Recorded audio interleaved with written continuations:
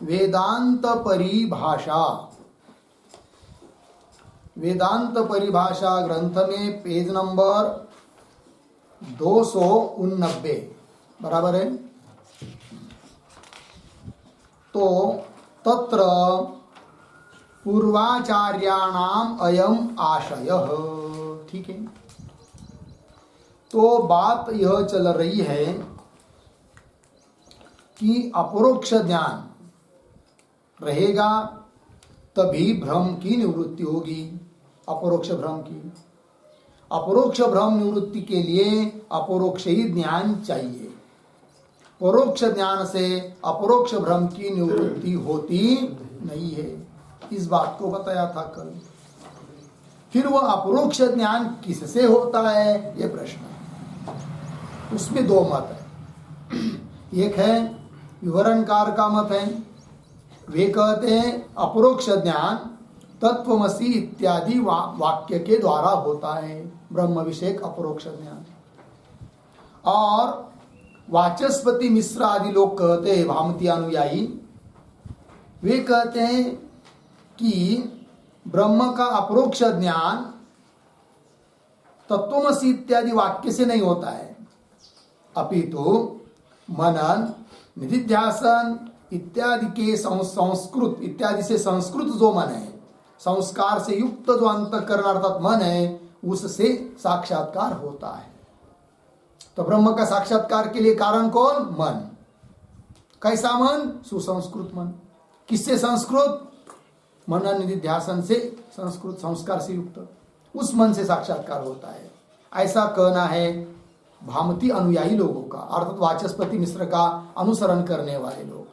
भामती ग्रंथ के लेखक कौन है? वाचस्पति मिश्र है। अब ये जो दो मत बताए, उन दो में से जो पहले है विवरणकार, उनका क्या आशय है वो अभी दिया जा रहा है इस पंक्ति में, तत्र इत्यादि पंक्तियों में मिला। तो तत्र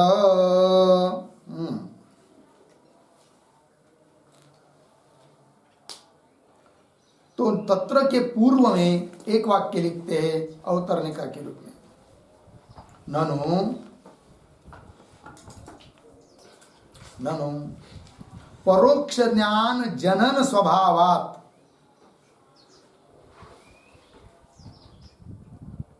ननु परोक्ष ज्ञान जनन स्वभावात् वाक्यात्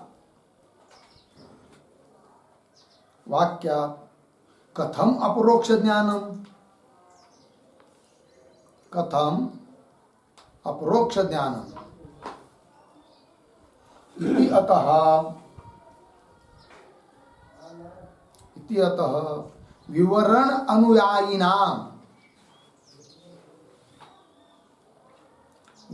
अनुयायिनाम आशयम विवृणोति, आशयम विवृणोति तत्र इति, ठीक है।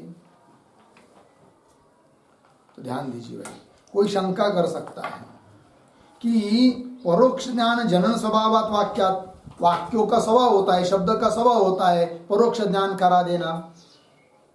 अब परोक्ष ज्ञान को उत्पन्न करना यही है स्वभाव वाक्यों का। ऐसे वाक्यों से कथम अपरोक्ष ज्ञानम, कैसे अपरोक्ष ज्ञान आप मानते हो, ऐसा कोई प्रश्न करता है, तब उस विवरणकारों का, विवरण अनुयायियों का क्या आशय है, अभिप्राय है, उसका स्पष्टीकरण कर रहे तत्र इत्यादि पंक्ति से। तो पद आया है सबसे पहले तत्र। तत्र मतलब तत्र शब्द का अर्थ लिखिए तयोहो मतयोहो मध्ये,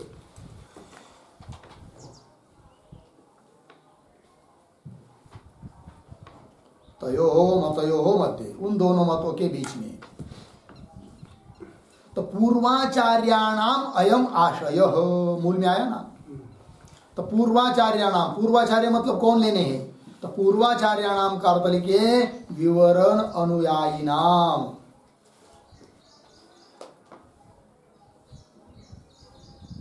विवरण अनुयायिनाम, विवरण का अनुसरण करने वाले जो लोग हैं पूर्वाचार्य, उनका आशय, उनका तात्पर्य बताया जा रहा है।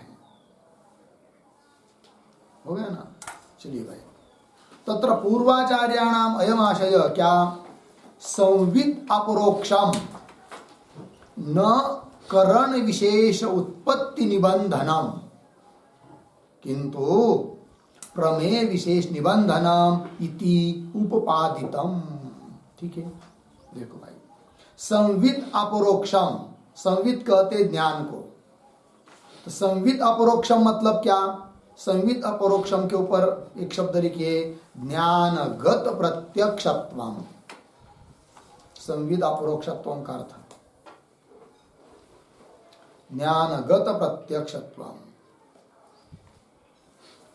अर्थात ज्ञान का जो प्रत्यक्ष है वह कैसा है? न करण विशेष उत्पत्ति निबंधना, करण विशेष से वो उत्पन्न नहीं होता है, अर्थात इंद्रियजन्यम प्रत्यक्ष ऐसी व्याख्या नहीं है विवरणकार के अनुसार।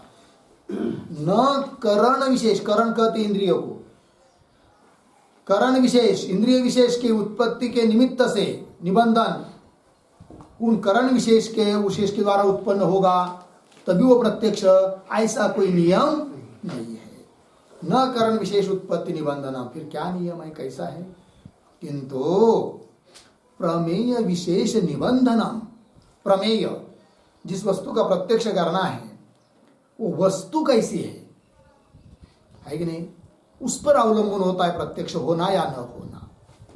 वही कह रहे किंतु प्रमेय विशेष निबंधनम इति उपपादितम, तो बोलेंगे फिर उसका उपादन करो, कथन करो, कैसा होता है प्रत्यक्ष?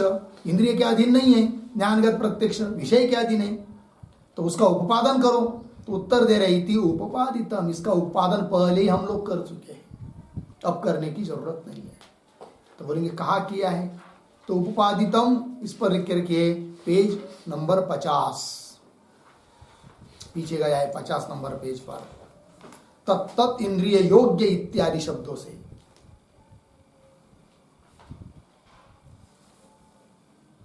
ठीक है ना, गया ना पीछे, उस इंद्रिय योग्य हो और विषयावच्छिन्न चैतन्य का वृत्त्यावच्छिन्न चैतन्य के साथ अभेद हो आदि आदि करके बताया था ना। तो उस प्रकार विषयावच्छिन्न चैतन्य और वृत्त्यावच्छिन्न चैतन्य का अभेद होना ही प्रत्यक्ष है, ये सब बात हो चुकी है। किंतु प्रमेय विशेष निबंधनम इति उपपादितम, हो गया जी। तो प्रमेय विशेष निबंधनम ये पद आया है, उसका विग्रह लिखिए थोड़ा।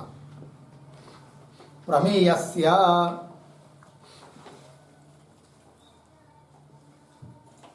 प्रमेयस्य बराबर विषयस्य, विषयस्य यह विशेषः, यह विशेषः अपरोक्षत्वम्, अपरोक्षत्वम् तन्निबंधनम इत्यर्थः, तत्निबंधनम इत्यर्थः।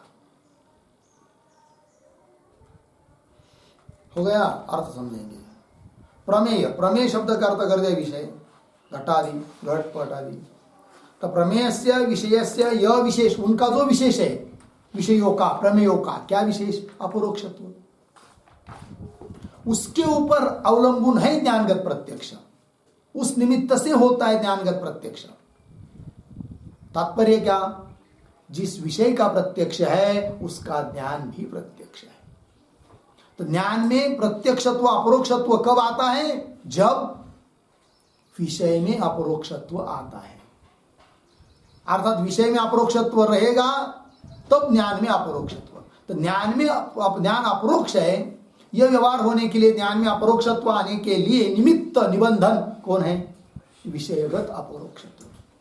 ठीक है ना। तो विषय अपरोक्ष रहेगा तो ज्ञान अपरोक्ष। तो ज्ञान की अपरोक्षता इंद्रिय के ऊपर अवलंबन नहीं है इनके मत में, विवरणकार के मत में, अपितु विषय के अपरोक्षता के ऊपर अवलंबन है।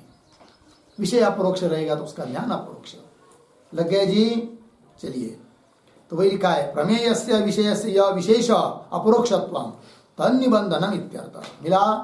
चलिए मूल में, किंतु प्रमेय विशेष निबंधनम, प्रमेय का जो विशेष उस अर्थात विषय का जो अपरोक्षता उस निमित्त से आती है ज्ञान में अपरोक्षता, ये कहना।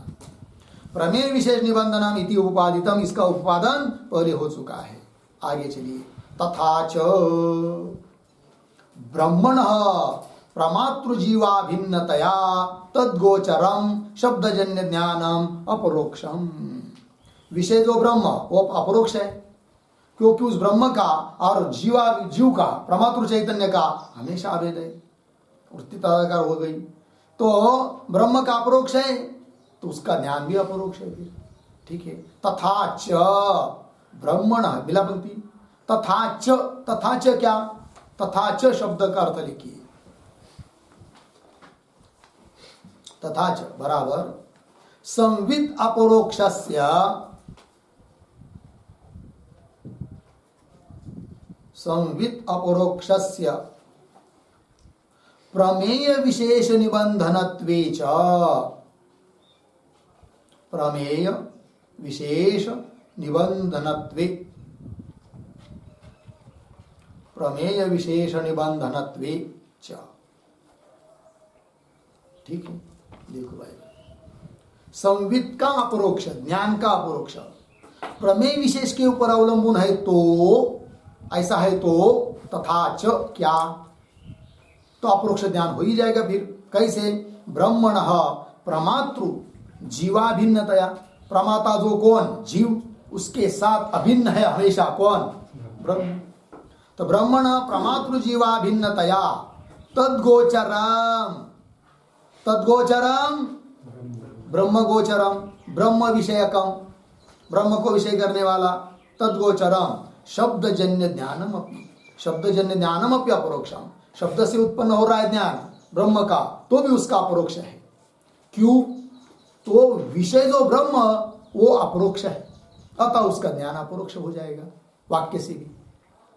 तो वाक्य से भी क्या हो रहा है, अपरोक्ष ज्ञान हो रहा है। लग गया अर्थ जी? हाँ, विषय अपरोक्ष ही है। विषय क्यों अपरोक्ष है? जीव के साथ उसका अभेद है, प्रमाता के साथ। जैसे घट का अपरोक्ष कब होता है जी? घटावच्छिन्न चैतन्य का और प्रमातृ चैतन्य का जब अभेद होता है, अंतःकरण की वृत्ति निकल कर, नेत्र से निकल कर घट तक जाती है, घट के आकार बनती है, तब घटावच्छिन्न चैतन्य का और वृत्त्यावच्छिन्न चैतन्य का अभेद होता है, तब वह घट प्रत्यक्ष होता है। और घट प्रत्यक्ष है तो उस घट का ज्ञान भी प्रत्यक्ष है। लग गया जी? उस प्रकार यहाँ पर ब्रह्म और प्रमाता जो जीव, उसका हमेशा अभेद है। केवल तत्वमसि महावाक्य ने कह दिया तत्वमसि, वही तुम हो, ठीक है। तो विषय जो ब्रह्म वो हमेशा अपरोक्ष ही है, अतः उसका ज्ञान भी तत्वमसि इत्यादि महावाक्य के द्वारा अपरोक्ष हो जाता है। लग गया अर्थ? चलिए मूल में। तथा च ब्रह्मण प्रमातृ जीवाभिन्नतया, प्रमाता जो जीव उसके साथ अभिन्न होने के कारण तद्गोचरम ब्रह्म गोचरम शब्दजन्य ज्ञानम अपरोक्षम, अपरोक्ष ही है, ठीक है। तो बोलेंगे इसके लिए प्रमाण क्या है? तो आगे करें अतएव, मिला। तो अतएव के पहले एक वाक्य लिखते हैं अवतरणी का, लिखिए। शब्दजन्यस्य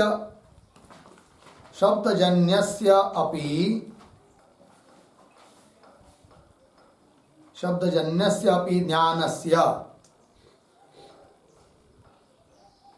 प्रत्यक्षत्वे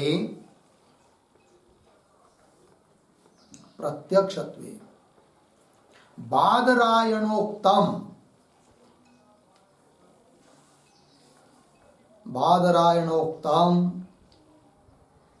प्रतर्दनाधिकरणम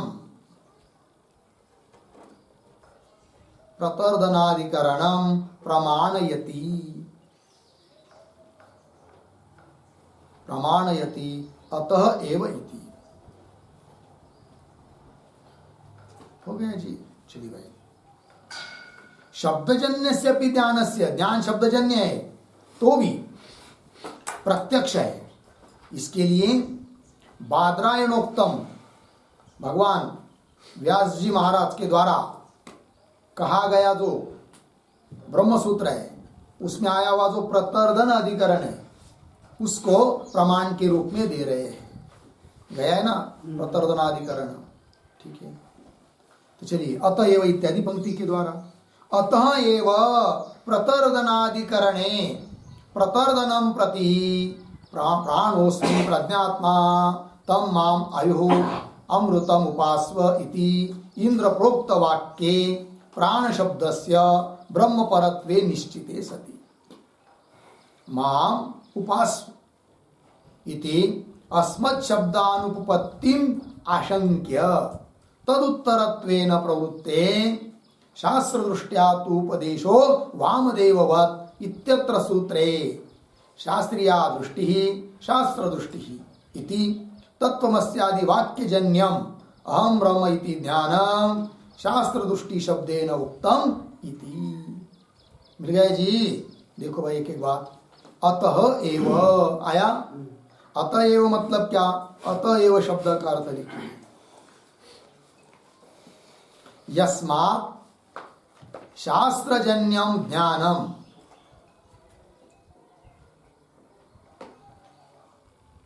यस्मात् शास्त्रजन्यम ज्ञानम प्रत्यक्षम प्रत्यक्षम तस्मात् इत्यर्थः। ठीक है, देखो भाई, यस्मात् जिस कारण से कि शास्त्रजन्य ज्ञान प्रत्यक्ष है, इसलिए ही वहां पर बताया है ब्रह्म सूत्र में भी प्रतर्दन के प्रति इंद्र ने। देखो भाई, अतएव प्रतर्दनाधिकरणे प्रतर्दन अधिकरण ब्रह्म सूत्र प्रथमाध्याय का पहले पाद का ही वो अधिकरण है कि नहीं? अंतिम का अधिकरण है ना। प्रतर्दनाधिकरणे प्रतर्दन नाम का एक राजा था, उसको इंद्र ने बताया है। ठीक है, तो प्रतर्दनाधिकरणे प्रतर्दनम प्रति प्रतर्दन राजा के प्रति बताया है इंद्र ने। क्या बताया? प्राणोस्मि, मैं ही प्राण हूं, प्रज्ञात्मा हूं, तम माम उस मुझको आयु आयु के रूप में और अमृत के रूप में अमृत भाव के रूप में मेरी उपासना करो, ऐसा बताया है इंद्र ने प्रतर्दन के प्रति। ठीक है, अब इस अधिकरण में इति इंद्र प्रोक्त वाक्य, इंद्र ने बताया हुआ वाक्य में प्राण शब्द आया है, और उस प्राण शब्द का क्या अर्थ है उसका निर्णय किया है उस अधिकरण में। तब अर्थ किया है क्या? ब्रह्म अर्थ किया है प्राण शब्द का। तो इति इंद्र प्रोक्त वाक्य प्राण शब्द से ब्रह्म परत्वे निश्चिते, प्राण शब्द का अर्थ क्या किया है? ब्रह्म अर्थ किया है। ऐसा निश्चय होने पर ब्रह्म परत्वे निश्चिते सती, फिर बोलेंगे ठीक है प्राण मतलब ब्रह्म है कि नहीं? तो प्राणोस्मि प्रज्ञात्मास्मि तम माम उस मुझको आयु अमृतम उपास्व, है कि नहीं? किंतु ये जो आया है माम उपास्व इति अस्मत् शब्दानुपत्ति, यदि प्राण शब्द का अर्थ ब्रह्म है तो उसमें अस्मत् शब्द की कैसी व्युत्पत्ति होगी, संगति कैसी लगेगी अस्मत् शब्द की? अस्मत् मतलब मैं मतलब इंद्र, क्योंकि इंद्र बोल रहा है, और प्राण शब्द का अर्थ क्या किया जा रहा है? ब्रह्म, है कि नहीं? तब मैं प्राणी मैं हूं, प्रज्ञात्मा मैं हूं, और उस मुझको ऐसा कह रहे, तो प्राण ब्रह्म है उसकी उपासना करो, ये कहना चाहिए था ना। लेकिन माम मेरी ही उपासना करो, और प्राण शब्द का अर्थ ब्रह्म है, अर्थात मैं भी ब्रह्म है। तो अहम माम शब्द की अस्मत् शब्द की क्या हो रही है? अनुपपत्ति हो रही है। तब वहां पर बताया जाता है कि वो माम शब्द का अर्थ भी परमात्मा ही है। फिर बोलेंगे कैसा उन्होंने बताया कि मैं ही ब्रह्म हूं करके? तो वो उपदेश शास्त्र दृष्टि से है। तो वही देखिए, ब्रह्म परत्वे निश्चिते सति माम उपास्व इति अस्मत् शब्द अनुपपत्ति, वहां पर शंका की है कि अस्मत् शब्द की क्या हो रही है? अनुपपत्ति हो रही है। ऐसी आशंका करके फिर वहीं पर उत्तर भी दिया है, तद उत्तरत्वेन। मिल गया जी।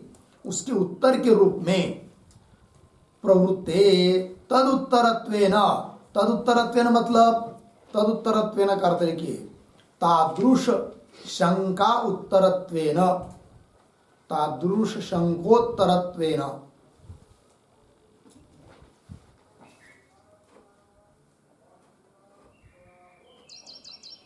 तादृशंकोत्तरत्वेन, उस प्रकार की शंका के उत्तर के रूप में प्रवृत्त हुआ है सूत्र। कौन सा? वो दे रहे हैं। तदुत्तरत्वेन प्रवृत्ते, प्रवृत्ते सूत्रे, कौन सूत्र बीच में दिया? शास्त्र दृष्टिया तो उपदेशो वामदेववत इत्यत्र सूत्रे। लग गया जी? उसके उत्तर के रूप में प्रवृत्त हुआ सूत्र में कौन सूत्र है वो? शास्त्र दृष्टिया तू उपदेश वामदेववत। जैसे वामदेव जी का उपदेश शास्त्र दृष्टि से है कि नहीं? क्योंकि वामदेव जी ने भी कहा है कि नहीं, मैं ही हूं क्या, मैं ही क्या हूं? सूर्य हूं, सूर्य अभवम अहम, अहम मनु अभवम, मैं ही मनु हो गया हूं, मैं ही सूर्य। तो मैं मतलब कौन? ब्रह्म, आत्मा। तो शास्त्र दृष्टि से वो उपदेश है। उसी प्रकार यहां पर इंद्र ने प्रतर्दन के प्रति जो उपदेश किया है वह भी शास्त्र दृष्टि से किया है। पंक्ति देखिए, शास्त्र दृष्टिया तो उपदेश वामदेववत इत्यत्र सूत्रे शास्त्रीय दृष्टि ही, शास्त्र दृष्टि ही, शास्त्र दृष्टि का विग्रह क्या? शास्त्रीय दृष्टि ही, शास्त्र दृष्टि, शास्त्रीय दृष्टि। शास्त्रीय मतलब, तो शास्त्रीय शब्द का अर्थ लिखिए शास्त्र प्रमाण जन्य, जन्य, शास्त्र प्रमाण जन्य। और आ गया है दृष्टि। दृष्टि शब्द का अर्थ लिखिए प्रत्यक्ष ज्ञानम,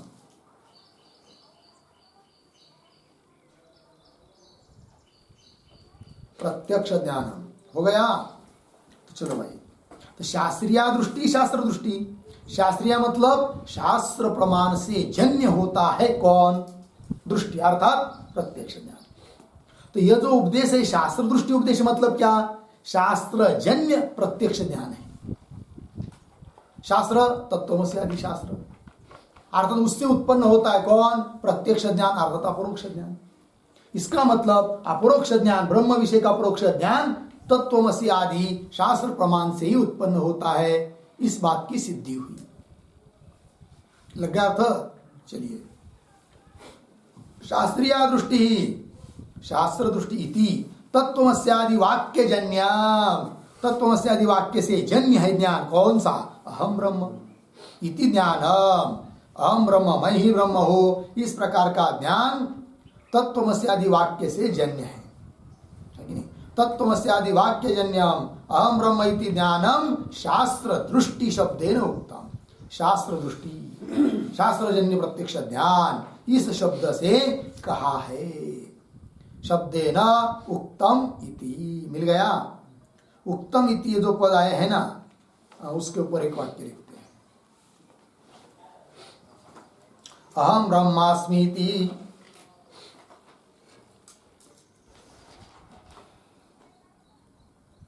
अहम ब्रह्मास्मि इति ब्रह्मात्मैक्य ज्ञानस्य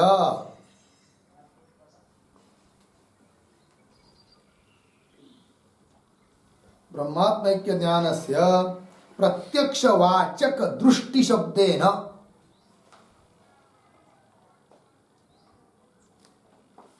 प्रत्यक्षवाचक दृष्टि शब्देन उक्तत्वात्, दृष्टि शब्देन उक्तत्वात् वाक्यजन्य ज्ञानस्य, वाक्यजन्य ज्ञानस्य प्रत्यक्षत्वं बोध्यम, वाक्यजन्य ज्ञानस्य प्रत्यक्षत्वं बोध्यम। पूर्ण विराम। तस्य परोक्षत्वे, तस्य परोक्षत्वे दृष्टि शब्देन, दृष्टि शब्देन अभिधानम न स्यात्, दृष्टि शब्देन अभिधानम न स्यात् इति भावः। मिल गया? देखो भाई, अहम ब्रह्मास्मि इति ब्रह्मात्मैक्य ज्ञान से, मैं ब्रह्म हूं, इस प्रकार का जो ब्रह्मात्मैक्य ज्ञान है उसके लिए प्रत्यक्ष वाचक शब्द आया यहां पर दृष्टि, है कि नहीं?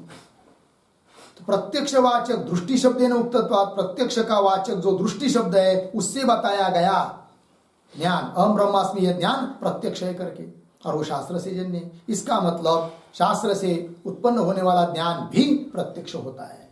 अतः हम ब्रह्म ज्ञान को प्रत्यक्ष अपरोक्ष मानते हैं, और वह भी शास्त्र प्रमाण से, तत्त्वमसि आदि महावाक्य से। ऐसा आशय है किनका? विवरण अनुयायियों का। लग गया ना जी? क्योंकि उन्होंने तत्त्वमसि इत्यादि वाक्य से अपरोक्ष ज्ञान माना है ब्रह्म का। ठीक है। वाक्य जन, दृष्टि शब्द न उक्तत्वात् वाक्यजन्य ज्ञान से प्रत्यक्षत्व बोध्यम। वाक्यजन्य ज्ञान प्रत्यक्ष है। तस्य परोक्षत्वे, वाक्यजन्य ज्ञान यदि परोक्ष रहता तो दृष्टि शब्देन अभिधानम न स्यात्, तो दृष्टि शब्द से अभिधान कथन नहीं होता, जबकि दृष्टि शब्द से कथन हुआ है। अतः शास्त्रजन्य जो अहम ब्रह्मास्मि यह ज्ञान है वो प्रत्यक्ष है, इस बात की सिद्धि हो जाती है। लग गया अर्थ जी? चलिए, तो शास्त्र दृष्टि शब्द का अर्थ क्या किया इन्होंने? शास्त्रजन्य प्रत्यक्ष ज्ञान। शास्त्र दृष्टि मतलब शास्त्रजन्य, शास्त्र रूप प्रमाण से जन्य प्रत्यक्ष ज्ञान है कि नहीं? तत्त्वमसि आदि महावाक्य से जन्य ब्रह्म का अपरोक्ष ज्ञान, यह अर्थ हुआ। लग गया इतना? चलिए आगे चलते हैं। अन्येषाम तु अयम आशय, ये हुआ विवरण अनुयायियों का मत। अब दूसरा मत दे रहे हैं, अन्येषाम। अन्येषाम का अर्थ लिखिए भामतीकाराणाम।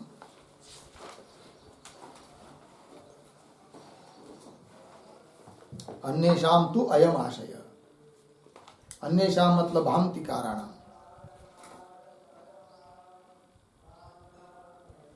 ठीक है।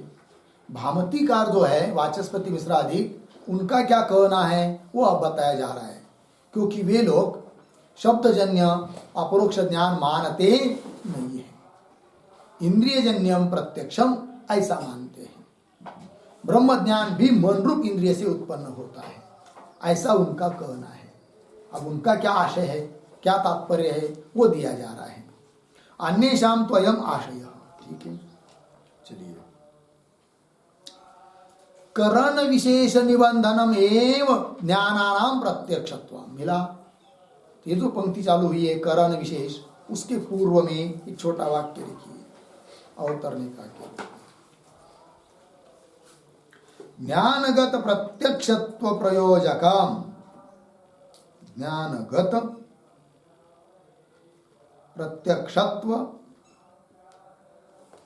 प्रयोजकम दर्शयति।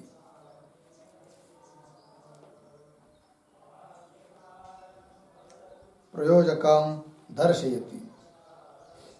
करण इति, करण विशेष इति। हो गया ना? देखो भाई अर्थ, ज्ञानगत प्रत्यक्षत्व का प्रयोजक, अर्थात ज्ञानगत जो प्रत्यक्षता है, प्रत्यक्ष ज्ञान, उसका प्रयोजक, उसका निमित्त, उसका कारण कौन है, इस बात का स्पष्टीकरण कर रहे भामतीकार के अनुसार।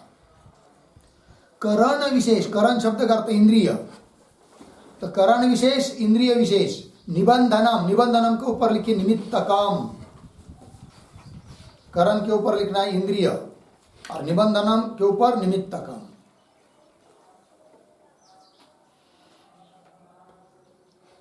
ठीक है, देखो भाई, तो करण विशेष निबंधकम एव ज्ञानानाम प्रत्यक्षत्वम, इंद्रिय विशेष के निमित्त से ही ज्ञान प्रत्यक्ष होता है, ऐसा इनका कहना है।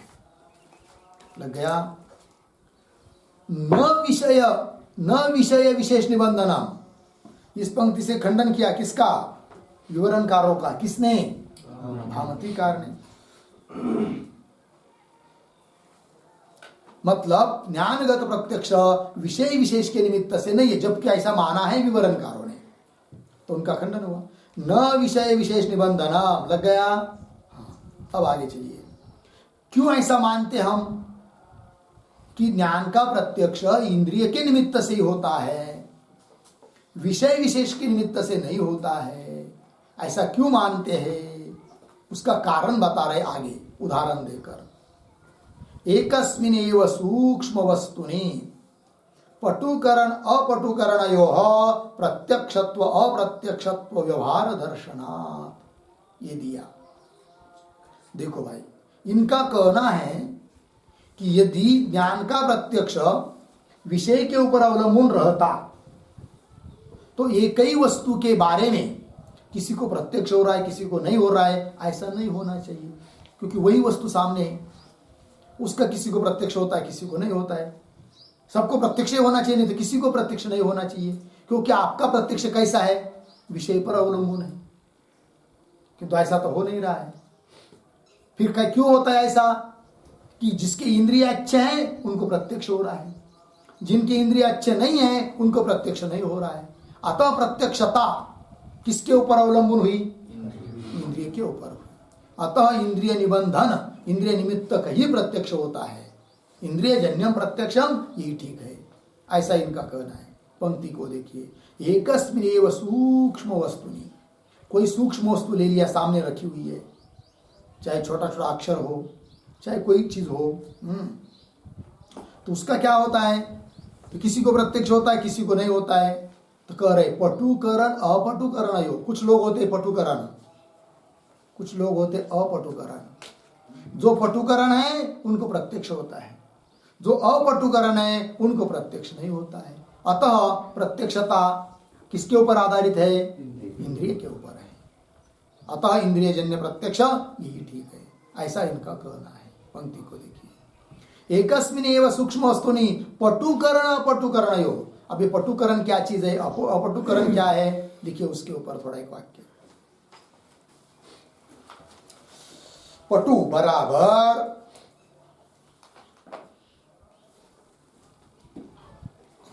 बराबर सूक्ष्म वस्तु ग्रहण समर्थम,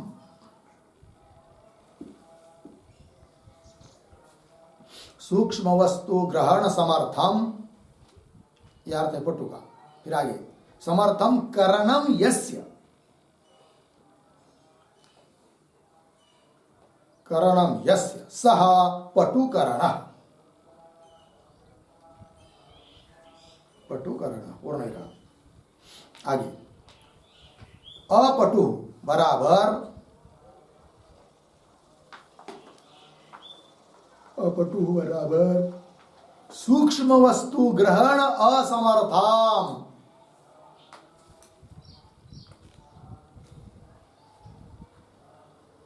सूक्ष्म वस्तु ग्रहण असमर्थम, करणम यस्य,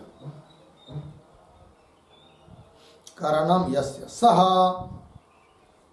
अपटुकरणः,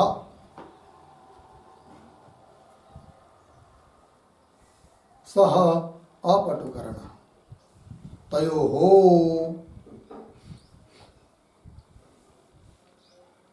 हो गया ना जी, अर्थ देखिए भाई, पटु का मतलब है सूक्ष्म वस्तु ग्रहण समर्थन, सूक्ष्म वस्तु का ग्रहण करने के लिए समर्थ हो, उसको कहते हैं क्या, पटु।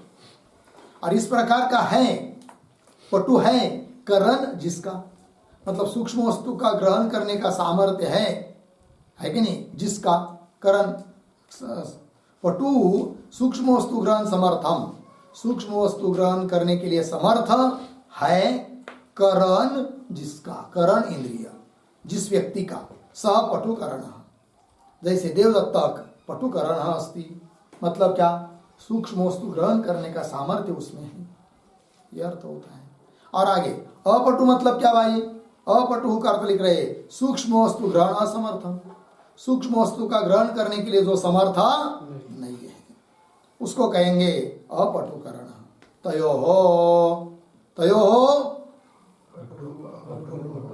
पटुकरण अपटुकरणयोः, लग गया ना। तो सूक्ष्म वस्तु ग्रहण करने का सामर्थ्य जिसमें है उसको प्रत्यक्ष हो जाता है, और जिसमें सामर्थ्य नहीं है उसको प्रत्यक्ष नहीं होता है। अतः प्रत्यक्षता किसके ऊपर आधारित है, इंद्रिय के ऊपर आधारित है। पंक्ति को देखिए, एकस्मिनेव सूक्ष्म वस्तुनि पटुकरण अपटुकरणयोः प्रत्यक्षत्व अप्रत्यक्षत्व व्यवहार दर्शनात्। लग गया जी। आगे तथा च संवित साक्षात्वे इंद्रियजन्यत्वस्य एव प्रयोजकतया अर्धविराम न शब्दजन्य ज्ञानस्य अपरोक्षत्व। ठीक है, चलिए भाई। तथाच, तथाच मतलब क्या? तथाच शब्द का अर्थ लिखिए। तथाच बराबर इंद्रियजन्यत्वस्य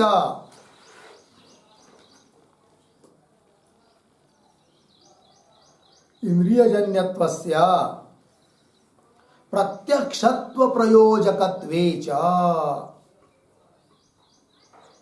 प्रत्यक्षत्व प्रयोजकत्वे, प्रत्यक्षत्व प्रयोजकत्वे च इत्यर्थः।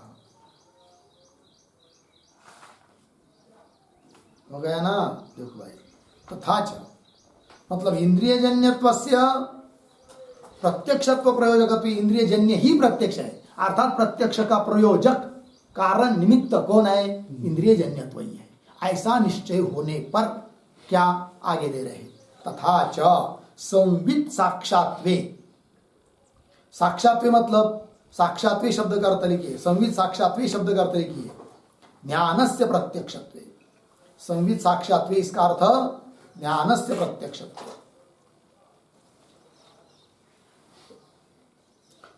मतलब ज्ञान का प्रत्यक्ष होने में कौन कारण बता रहे? इंद्रियजन्यत्वस्य एव प्रयोजकतया, इंद्रियजन्य ही प्रयोजक है। मतलब इंद्रियजन्य ज्ञान रहेगा वो प्रत्यक्ष, इंद्रियजन्य ज्ञान नहीं रहेगा तो वो प्रत्यक्ष भी नहीं, ऐसा इनका कहना है। तथा च संवित साक्षात्वे इंद्रियजन्यत्वस्य एव प्रयोजकतया अर्धविराम न शब्दजन्य ज्ञानस्य अपरोक्षत्वम्, अतः शब्दजन्य ज्ञान भी अपरोक्ष होता है यह बात नहीं। अर्थात शब्द से जो भी ज्ञान होता है वो कैसा होगा? फिर परोक्ष ही होगा, अपरोक्ष नहीं। किनका मत चल रहा है? भामतिकार, क्योंकि उनके मत में इंद्रियजन्यम प्रत्यक्ष। विवरणकार के अनुसार वो मानते नहीं है कि तत्वमसि आदि महावाक्य से भी अपरोक्ष होता है करके। लग गया जी? हाँ, वही ले रहे। फिर न शब्दजन्य ज्ञान से अपरोक्षत्व, क्यों शब्दजन्य ज्ञान अपरोक्ष क्यों नहीं है? इंद्रियजन्यत्व अभावात, इंद्रियजन्य नहीं है वो, शब्दजन्य है। ठीक है ना जी? इसलिए प्रत्यक्ष नहीं है। हो गया इतना? तो दोनों का मत समझ में आया। फिर विवरणकार का और भामती के अनुसरण करने वालों का। पूर्व मत में क्या है? शब्द से ही अपरोक्ष ज्ञान होता है। इसका मतलब यह नहीं कि सभी शब्दों से अपरोक्ष ज्ञान होता है करके। शब्द से वैसा परोक्ष ज्ञान होता है, कुछ शब्दों से अपरोक्ष ज्ञान भी उत्पन्न होता है। तत्वमसि आदि महावाक्य, इनसे स्वयं देवदत्त इत्यादि वाक्य से। लग गया जी? तो शब्द से प्रत्यक्ष माना। और दूसरा जो मत है भामतीकार का, उनके अनुसार क्या? कोई भी ज्ञान शब्दजन्य प्रत्यक्ष नहीं है। लग गया जी? फिर कैसा प्रत्यक्ष है? इंद्रियजन्यम प्रत्यक्ष, ऐसा है। ये दोनों अलग अलग मत हुए। अब ब्रह्म साक्षात्कार के बारे में क्या समझोगे भाई? उसको आगे दे रहे, देखिए। ब्रह्म साक्षात्कारे अपि मनन निदिध्यासन संस्कृतम मन एव करणम। वाचस्पति मिश्र के अनुसार ब्रह्म साक्षात्कार के लिए भी मन ही करण है, मन से ही होता है प्रत्यक्ष। लेकिन कैसा मन? कोई भी मन नहीं, तो मन दे रहे कैसा मन? ब्रह्म साक्षात्कारे अपि, मिला है पंक्ति, मनन निदिध्यासन संस्कृतम मन, मनन निदिध्यासन इनके संस्कार से युक्त मन, वो मन कारण है किसके लिए? ब्रह्म तत्व का साक्षात्कार करने के लिए। लग गया पंक्ति? ब्रह्म साक्षात्कार्यापि मनन निदिध्यासन संस्कृतम मन एव करणम। मन एव, एव पद दिया है। एव पद कुछ बता के जाता है। क्या बताता है एव पद? के उस पर एव कारेण, एव कारेण शब्दस्य करणत्व व्यवच्छेदः, शब्दस्य करणत्व व्यवच्छेदः।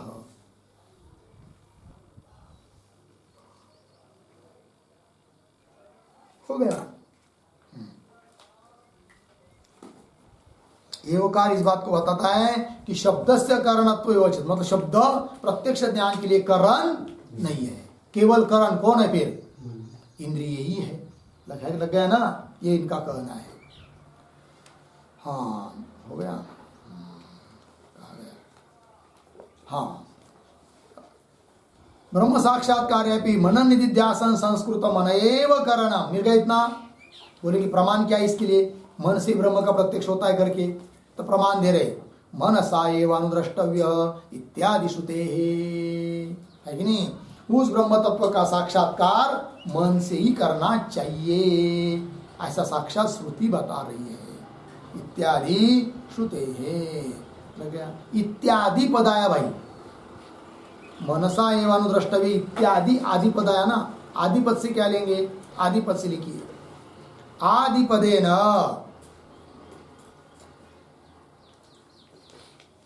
आदि पदे न उद्धरण चिन्ह में एष अनुरात्मा चेतसा वेदितव्यः,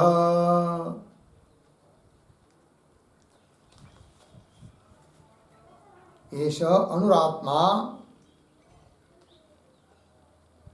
चेतसा वेदितव्यः,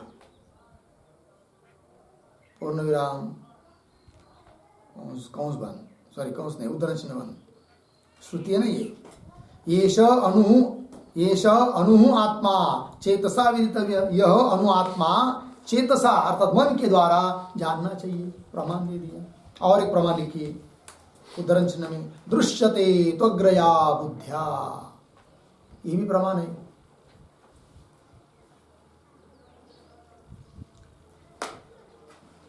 अग्रया अर्थात सूक्ष्म ऐसा बुद्धि के द्वारा देखा जाता है, ये प्रमाण दे दिया मन के प्रत्यक्षत्व में।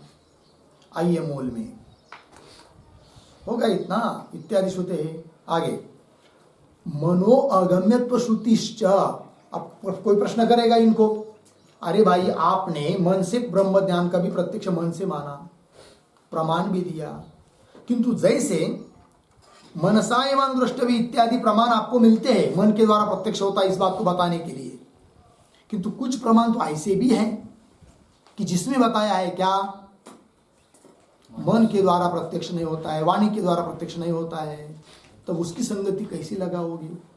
ऐसा प्रश्न करेगा कोई इनको, तब कह रहे मनो अगम्यत्व श्रुति ही च, मिला।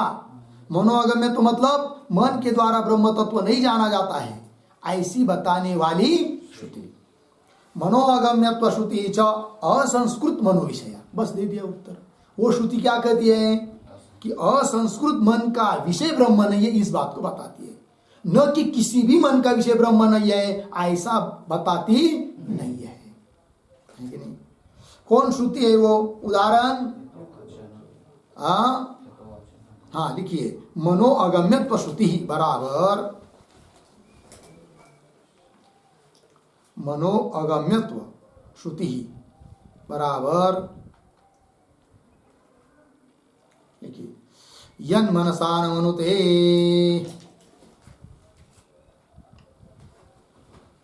यन मनसान मनुते उद्धरण चिन्ह बंद, यन मनसान मनुते इसको उद्धरण चिन्ह में अर्धविराम, और दूसरे उद्धरण चिन्ह यतो वाचो निवर्तन्ते अप्राप्य मनसा सह,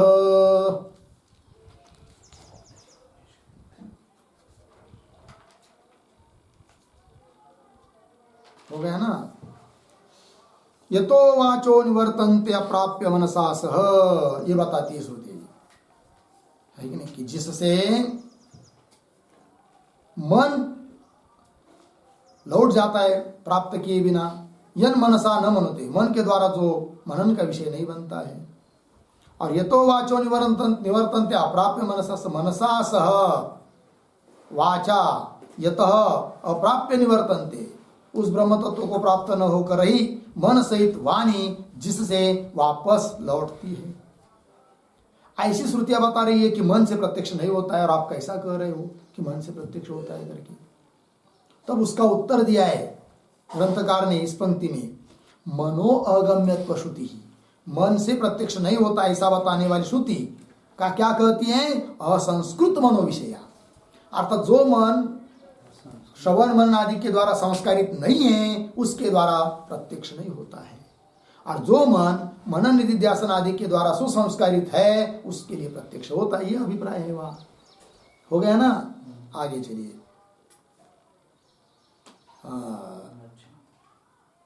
न च एवं ब्रह्मण औपनिषदत्व अनुपपत्ति ही। ठीक है ना।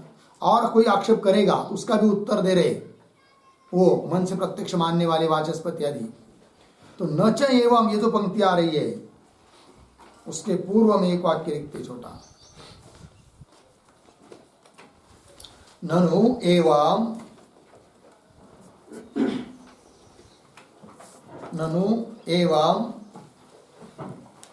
ब्रह्मणो मनोगम्यत्वे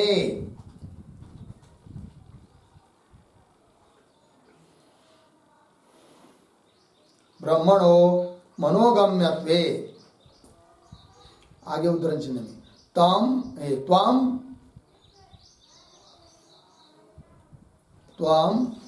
त्वौपनिषदं पुरुषम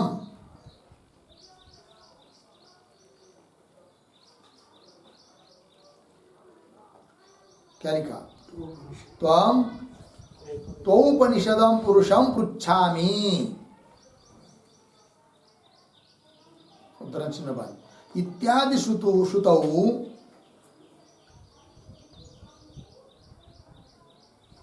तस्य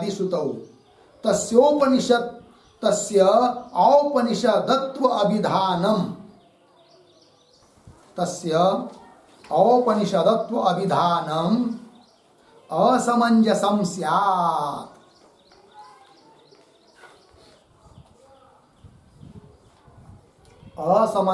स्यात्। इति अतः आह।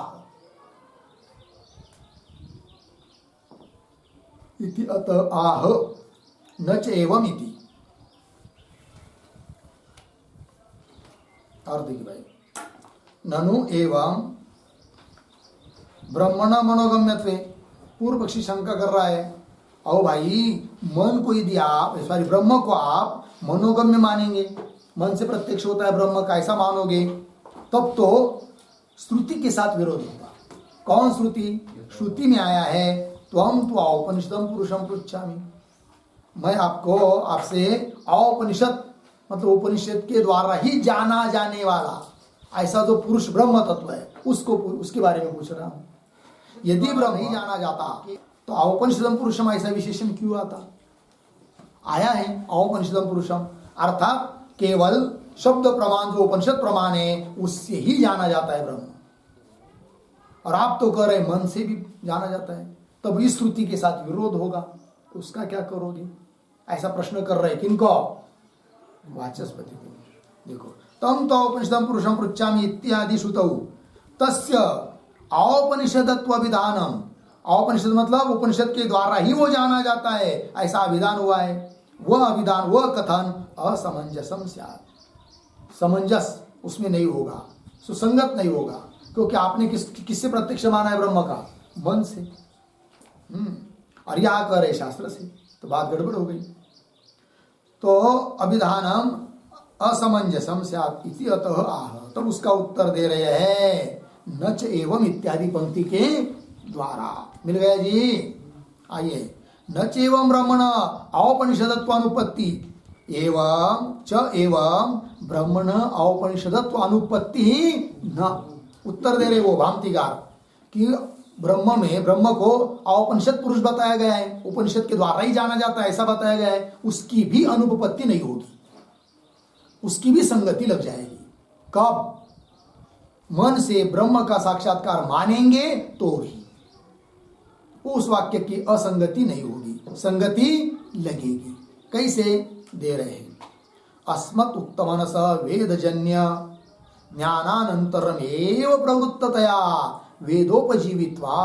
देखो भाई, वे कह रहे भामतीकार, हम लोगों ने मन से ब्रह्म का प्रत्यक्ष माना, बात बराबर ठीक, किंतु वो मन कैसा? वेद से जन्य कुछ ज्ञान होगा परोक्षादि, उससे फिर मन प्रवृत्त होगा तो ब्रह्म का साक्षात्कार होगा। अर्थात मन को प्रवृत्त होने के लिए कारण कौन है? शास्त्र ही है। अतः उस ब्रह्म को औपनिषद पुरुष बताया है। यदि वेद को न लेकर, वेद से प्रवृत्त न होकर स्वतंत्र मन से ही हमने ब्रह्म का साक्षात्कार माना होता, तब तो आपकी शंका ठीक थी, क्योंकि ब्रह्म के लिए बताया औपनिषद पुरुष और आप करें कि मानस पुरुष, ये कैसे? किंतु हमने भले मन से ब्रह्म का प्रत्यक्ष माना है, तो भी औपनिषद पुरुष पुरुष ब्रह्म है, इसके साथ कोई विरोध नहीं है, क्योंकि मन से प्रत्यक्ष मानने पर भी उस मन को प्रवृत्त करने के लिए कारण है वेद। वेद से ही प्रवृत्त हुआ है मन, अतः उस ब्रह्म को औपनिषद पुरुष कहा गया है, अतः उसके साथ कोई विरोध नहीं है। पंक्ति लग रही है, देखो भाई। न चैवं ब्रह्मण औपनिषद तत्व अनुपत्ति, क्यों? अस्मत् उक्त मनसः वेदजन्य ज्ञानानंतरम एव प्रवृत्ततया। हमारा मन वेदजन्य ज्ञान होने के बाद ही प्रवृत्त होता है साक्षात्कार करने के लिए, इसलिए हमारा मन कैसा हुआ? वेदोपजीवित्वात्, वेदोपजीवी है, अर्थात वेद के अधीन है, इसलिए कोई अनुपपत्ति नहीं है। लग गया पंक्ति? ये जो शब्द आए भाई, अस्मत् उक्त मनसः, मेरा उसका अर्थ थोड़ा लिखते हैं।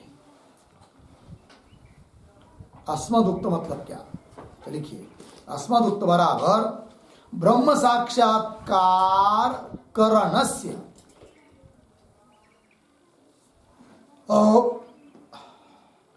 ब्रह्म साक्षात्कार करणस्य संस्कृत मनसः इत्यर्थः।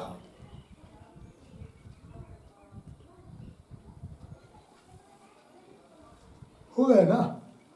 अस्मदुक्त मनसः का अर्थ कर दिया ब्रह्म साक्षात्कार का करण जो संस्कृत मन है वो अस्मदुक्त मन है। और वो कैसा है अस्मदुक्त मन? आगे का शब्द मूल में आया है, वेदजन्य ज्ञानानंतरम एव। उसका भी अर्थ लिखिए, वेदजन्य ज्ञानानंतरम एव। इसका अर्थ वेदजन्य ब्रह्म विषयक, वेदजन्य ब्रह्म विषयक परोक्ष बोधानंतरम एव।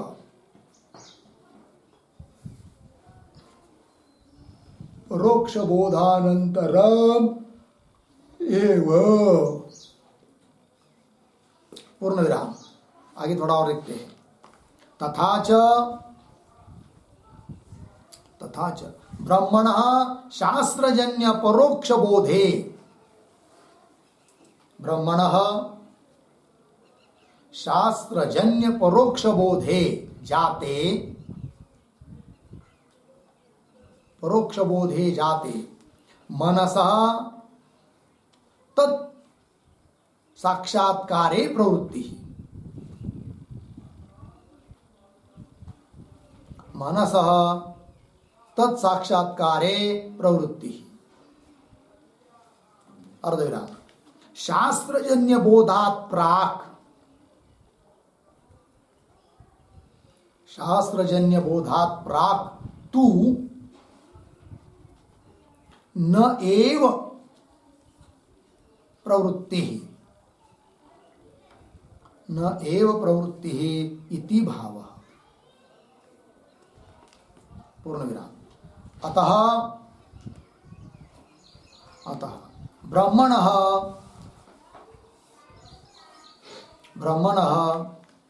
औपनिषदत्वाभिधानम्, औपनिषदत्वाभिधानम् न अनुपपन्नम्, न अनुपपन्नम्। उपनिषद प्रवृत्तेः अनंतर मनसः प्रवृत्तेः, अनंतर मनसः प्रवृत्तेः। हो गया? देखो मेरा अर्थ मूल में अस्मदुक्त मन वेदजन्य ज्ञानानंतरम, ये वैसा मूल में आया है। तो वेदजन्य ज्ञानानंतरम का अर्थ कर दिया वेदजन्य ब्रह्म विषय परोक्ष बोधानंतरम। पहले वेद से ब्रह्म के बारे में सुनेंगे, परोक्ष ज्ञान उत्पन्न होगा, और फिर परोक्ष ज्ञान उत्पन्न होने के बाद ही मन अपरोक्ष साक्षात्कार के लिए प्रवृत्त होता है। अतः मन की प्रवृत्ति स्वतंत्र नहीं है, वेद के अधीन है। वेद के बिना मन से भी ब्रह्म का साक्षात्कार नहीं हो सकता। अतः उस ब्रह्म को कह दिया है औपनिषद पुरुष। ठीक है, वही लिखा तथा च ब्रह्मण शास्त्रजन्य परोक्ष बोधे जाते। ब्रह्म के बारे में शास्त्र से जन्य परोक्ष बोध उत्पन्न होने पर ब्रह्म का जाते, फिर नंतर जाते मनस तत्साक्षात्कारे, फिर उसके बाद मन की प्रवृत्ति होती है उस ब्रह्म का साक्षात्कार करने के लिए। तत्साक्षात्कारे प्रवृत्ति, मनस तत्साक्षात्कारे प्रवृत्ति, मन की उस ब्रह्म का साक्षात्कार करने के लिए प्रवृत्ति होती है। शास्त्रजन्य बोधात प्राक तु न एव प्रवृत्ति। शास्त्रजन्य बोध होने के पहले कुछ भी पता नहीं है, प्रवृत्ति होगी क्या मन की? नहीं होगी। तो शास्त्रजन्य बोधात प्राक, प्राक मतलब पहले, तु न एव प्रवृत्ति इति भाव। अतः ब्रह्मण औपनिषदत्व विधानम न अनुपन्नम। इसलिए ब्रह्म के बारे में जो कहा गया है औपनिषद पुरुष, ये कथन अभिधान हुआ है, वो कोई अनुपन्न नहीं है, न अनुपन्नम। क्यों? उपनिषद प्रवृत्ति के बाद ही मन की प्रवृत्ति होती है, इसलिए। लग गया अर्थ जी? आइए मूल में। अस्मदुक्त मनस वेदजन्य ज्ञानानंतरम एव प्रवृत्ततया वेदोपजीवित्वात्। इसलिए हमारा मन कैसा है? वेदोपजीवी है। वेदोपजीवित्वात् मतलब क्या? वेदोपजीवित्वात् का अर्थ लिखिए वेदाधीनत्वात्। वेद अधीनत्वात्, वेदाधीनत्वात्।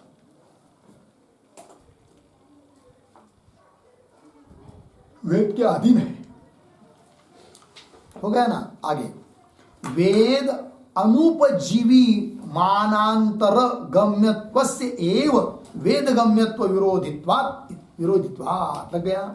विरोध कब आता भाई?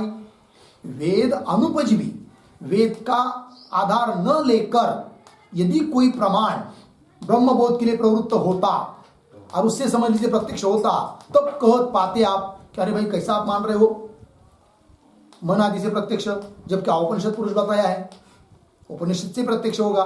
ये कब शंका होना उचित है? जब मन की प्रवृत्ति शास्त्र के बिना मानेंगे तब।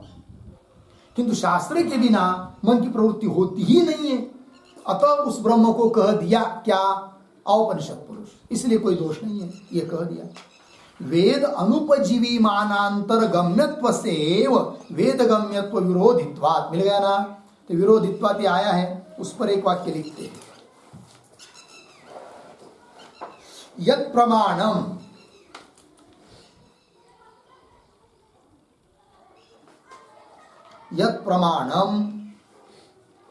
वेदांतम अनपेक्ष एव,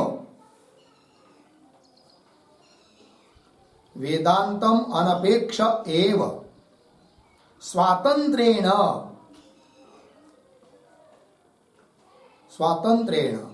ब्रह्म ज्ञानाय प्रवर्तते।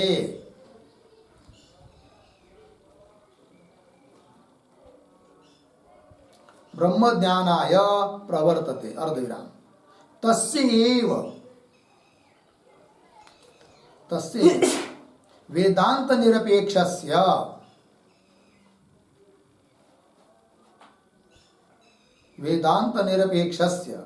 वेदांतेन विरोधः, वेदांतेन विरोधः तेन तद्बाधश्च, तेन तद्बाधश्च पूर्ण विराम। मनः तु न तथा, मनः तु न तथा अर्धविराम। तस्य वेदोपजीविनः, तस्य वेदांतोपजीविनः, ये ना? हाँ, वेदांत लिखिए। तस्य वेद, ये की बात है? तस्य वेदांतोपजीविनः वेदांत अविरोधात्,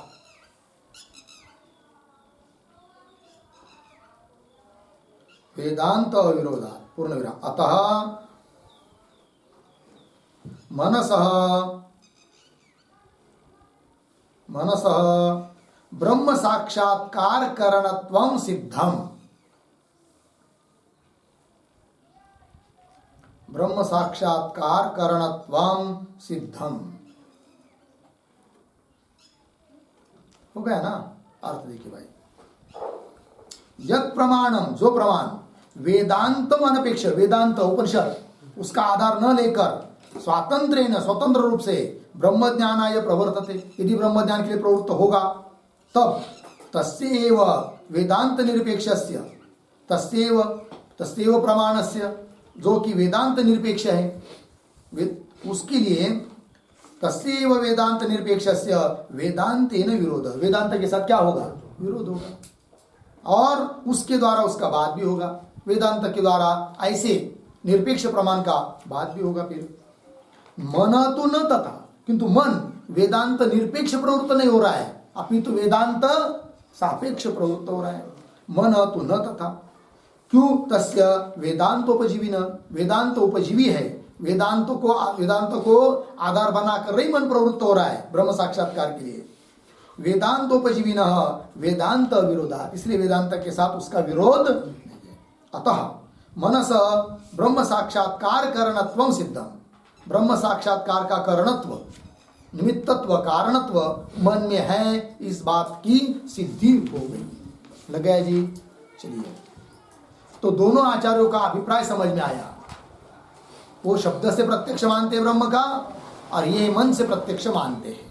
ठीक है, और आगे कुछ चलेगा, क्या है आगे वो? हाँ, अब इनके अनुसार शास्त्र दृष्टि शब्द का क्या अर्थ करोगे? फिर विवरणकार ने तो कह दिया था, शास्त्र दृष्टि मतलब शास्त्रजन्य, दृष्टि मतलब प्रत्यक्ष ज्ञान, प्रमाण दे दिया था।